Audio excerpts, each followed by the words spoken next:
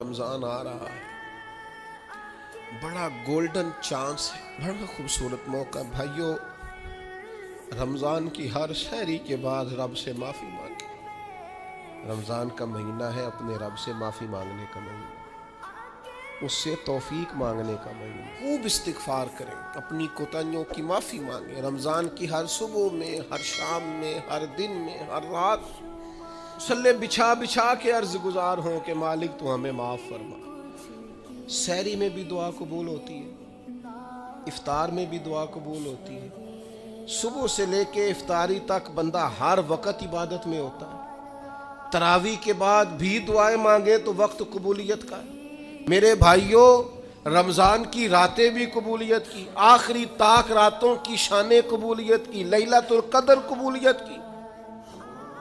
इस दफ़ा झुक ना जाएं उसकी बारगाह में सजदे में।